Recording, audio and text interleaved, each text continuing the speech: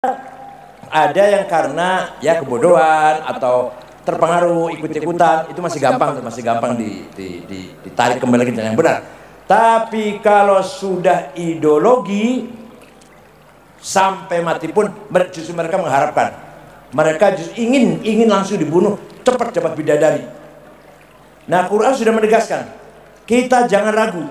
Quran menegaskan, wal murjifuna fil madinati lanughriyannaka bihim thumma la yujawirunaka fiha illa qalila. Muhammad, dari Quran firman Nabi Muhammad, orang-orang atau kelompok yang bikin onar, bikin gaduh di kota Madinah, wal murjifuna fil madinah, usir Muhammad. Jangan biarkan mereka tinggal hidup di Madinah bersama kamu. Jelas Qurannya itu.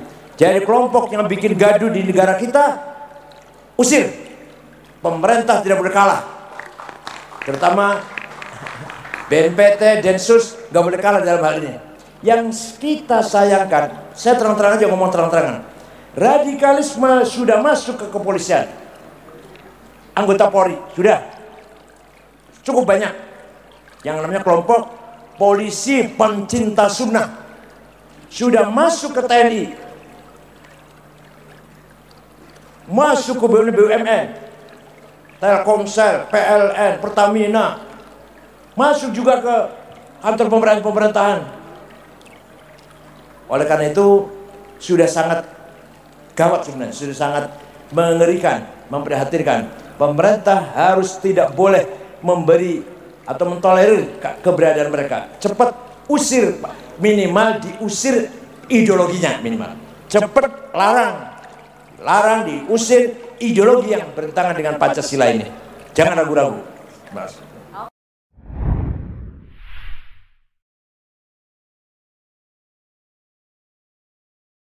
Alhamdulillah selama saya Ustadz Khalid Basalamah ceramah, baik yang saya dengar di YouTube maupun yang langsung di kajian-kajian beliau, saya tidak pernah mendapatkan apapun yang materi ataupun ceramah beliau yang berisikan dengan radikalisme, tidak pernah. Malah justru beliau mengajarkan kita harus menentang pada radikalisme itu tersebut. Pesan saya untuk rekan-rekan yang khusus rekan-rekan di Korporal Airut, kita tetap menjalin ukhuwah, menjalin kerjasama baik dengan rekan-rekan sama ikhwan maupun rekan-rekan yang lain. Walaupun kami polisi, tapi kami tetap cinta sunnah. Berbicara cinta sunnah ya, ini rupanya banyak sekali orang yang merongrong istilah Polri cinta sunnah.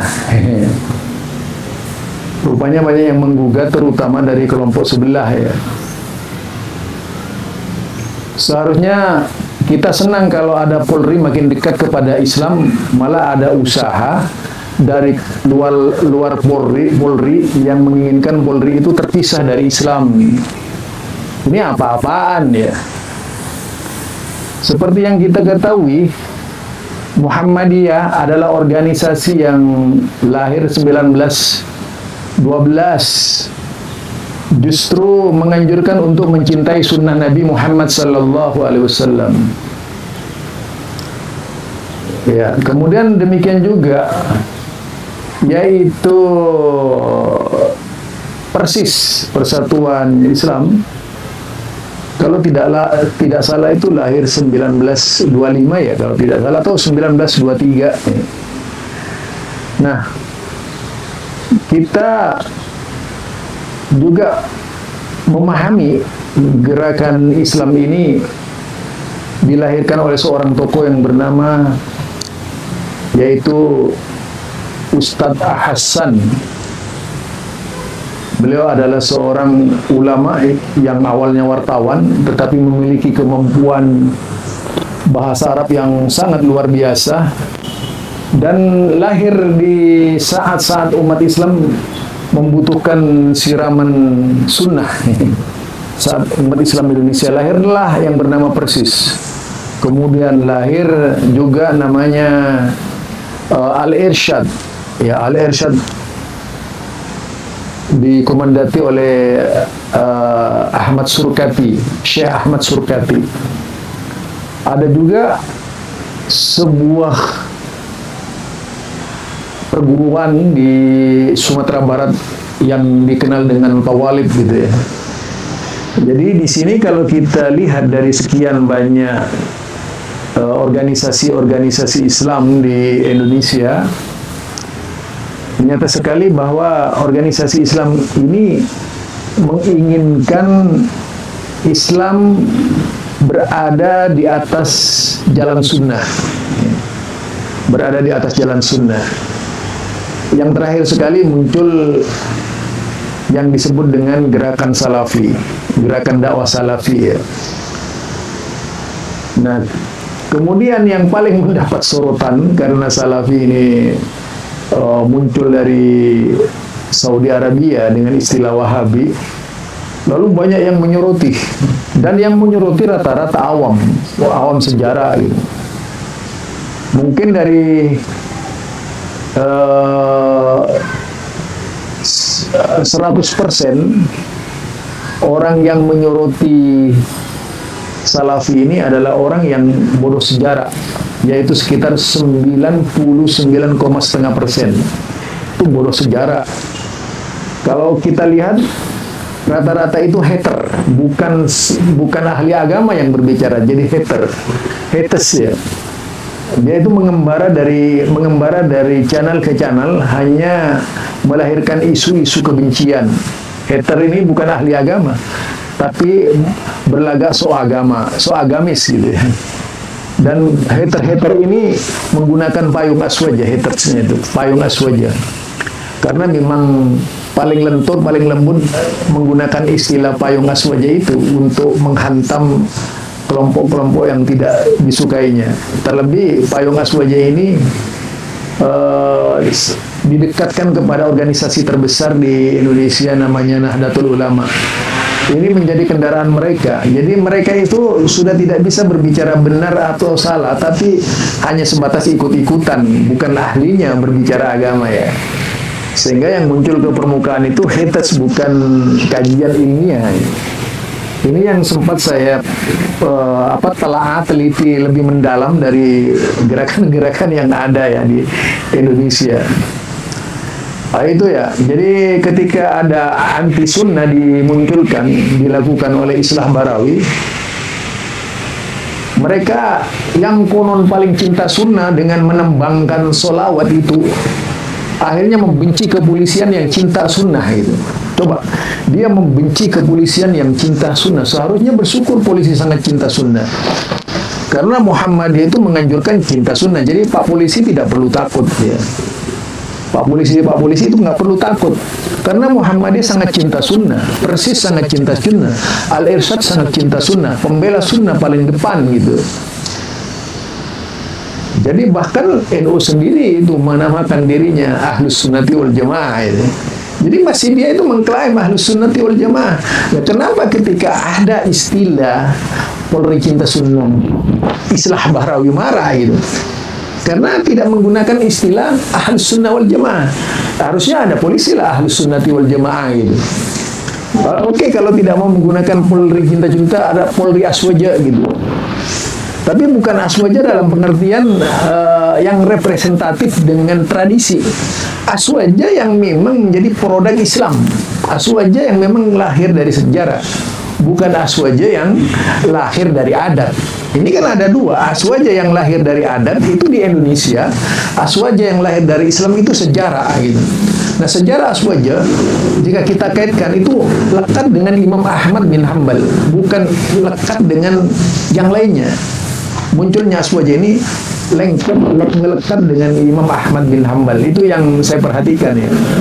Jadi bukan muncul dari kelompok-kelompok lainnya, tapi muncul dari Imam Ahmad bin Hanbal. Kita tahu siapa Imam Ahmad bin Hanbal. Dalam kitab-kitab sunnah ada kitab namanya As-Sunnah itu, yang membahas tuntas berkaitan dengan As-Sunnah. Siapa yang melecehkan sunnah, siapa yang membicarakan sunnah, itu diangkat menjadi salah satu statement ya, luar biasa dari kalangan ulama-ulama ya. Nah ini barangkali yang perlu mendapatkan apa, telaah mendalam dari kita. Ya, perlu mendapatkan telaah mendalam dari kita, sehingga kita itu benar-benar berada di dalam pemahaman as-sunnah ya. Jadi kalau kepolisian senang as-sunnah, itu berarti polisi yang lemah lembut, polisi yang luar biasa. Karena berarti mengikuti sunnah Nabi. Kenapa harus ditakutkan polisi itu cinta sunnah? Saya sangat mendukung sekali. Bahkan polisi kalau cinta sunnah itu akan lebih beradab. Kalau sebelumnya beradab, akan lebih beradab lagi. Akan lebih cinta NKRI, akan lebih cinta Pancasila. Itu kalau polisi cinta sunnah. Jadi bukan seperti yang digambarkan Islah Barawi, kalau cinta sunnah itu bisa menjadi teroris. Ini kan waduh, sangat jauh dari pengertian ini. Jika kita pahami, jika kita telah, jika kita teliti, orang-orang yang cinta sunnah adalah orang yang paling terhormat di sisi Allah Subhanahu wa Ta'ala. Bahkan dikatakan as-sunanul huda. Sunanul huda itu sunnah-sunnah yang penuh dengan petunjuk. Jadi mereka tidak meninggalkan sunnah menurut Ibnu Mas'ud, melainkan yang jelas-jelas munafik dan fasik. Itu Ibnu Mas'ud, seorang sahabat Nabi. Di dalam hadis Imam Bukhari dan Muslim menyatakan seperti itu. Bahkan kalau kita lihat dari hadisnya, konteksnya, ada konteks ya, konteks dan teksnya begini. Famanittaba'a sunnati yauma idzin shara ghariban.